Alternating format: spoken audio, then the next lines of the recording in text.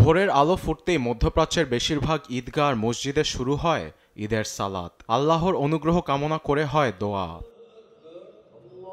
এভাবে ঈদের সকাল শুরু করেছে জেরুজালেমবাসী। হাজার হাজার বছরের পুরনো আল আকসা মসজিদে ঈদের জামাত আদায় করেন কয়েক হাজার মুসল্লি। গাজায় চলমান ইসরায়েলি বর্বর আগ্রাসনের মাঝেও দখলদার বাহিনীর বাধা উপেক্ষা করে অধিকৃত পশ্চিম তীর থেকে এসেছেন অসংখ্য ফিলিস্তিনি।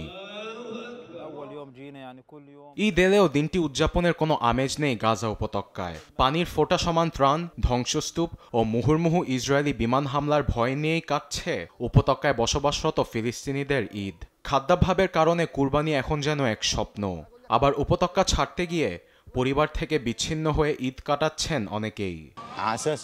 যুদ্ধের শুরুতে রাফা ছাড়তে বাধ্য হয়েছিলাম।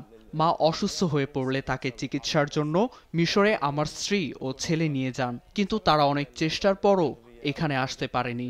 বসতবাড়িতে ইন্টারনেট নেই দেখে খুব কষ্টে তাদের সঙ্গে যোগাযোগ রাখছি। তাদের ছাড়া আমার কোনো ঈদ নেই, তবে তারা ঠিক আছে দেখে আল্লাহর কাছে অসংখ্য শুকরিয়া।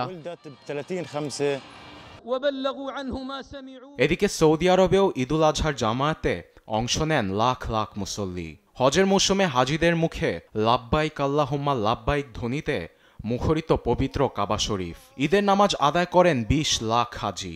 নামাজের পর হৃদয় বিদারক খুতবা দেন ইমাম। ঈদের নামাজ আদায়ের পর কুরবানি দিতে ব্যস্ত ২০ লাখেরও বেশি হাজি। মহান আল্লাহ তাআলার নৈকট্য লাভের জন্য নিজ সামর্থ্য অনুযায়ী উট, গরু, খাসি কিংবা দুম্বা কোরবানি দেন তারা। ইন্দোনেশিয়াতেও চাঁদ অনুযায়ী উদযাপন হয় ঈদুল আজহা। সকাল ঈদের জামায়াতের পর কুরবানি দেন মুসল্লিরা। মাংস নিতে বাসাবাড়ির সামনে ভিড় জমতে দেখা যায় দুস্থদের। তবে অর্থনৈতিক মন্দার কারণে অনেকেই দিতে পারেননি কোরবানি। গরু আগের তুলনায় হাটে অনেক কম, আবার মানুষের হাতে অর্থ না থাকার জন্য অনেকেই কুরবানি দিতে পারেনি।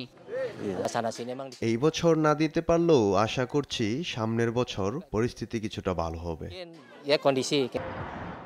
এদিকে সংযুক্ত আরব আমিরাত, ওমান, কাতার সহ মধ্যপ্রাচ্যের আরও দেশে এদিন পালন হয় ঈদুল আজহা। একই সঙ্গে পশ্চিমা বিশ্বের যুক্তরাষ্ট্র ও অস্ট্রেলিয়ায়ও ঈদ উৎসবে মাতেন মুসলমানরা। ভৌগোলিক অবস্থানের কারণে কয়েক ঘন্টা আগে পরে ঈদ উদযাপন হচ্ছে ইউরোপ সহ বিশ্বের বিভিন্ন দেশে। আরবেদ আফসার, নিউজ ডেস্ক, দেশ টিভি।